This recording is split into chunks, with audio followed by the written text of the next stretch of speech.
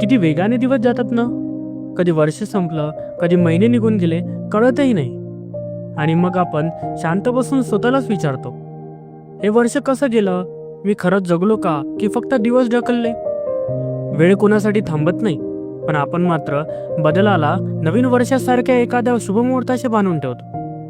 लोक म्हणतात जानेवारी येऊ दे, मग सुरुवात करीन. पण ज्यांचं मन आज तयार नाही, त्याला नवीन वर्ष काही वेगळं देत नाही.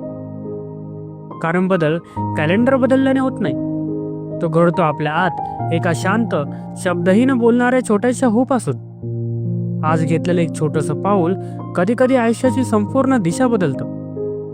आणि गंमत म्हणजे हे पाऊल कोणाला दिसत नाही, पण त्याचा परिणाम मात्र जग बघतं. बदलासाठी नवीन वर्ष लागत नाही, नवीन दिवसही लागत नाही. तो सुरू होतो एका क्षणातून, ज्यात आपण स्वतःशी प्रामाणिक होतो. म्हणून पळू नकोस स्वतःपासून. काही बदलायचं असेल तर आत्ताच ठरव. एक छोटा निर्णय तुझ्या मनासाठी, तुझ्या आयुष्यासाठी. कारण खरा बदल उद्या नाही, तर आज या क्षणी सुरू होतो.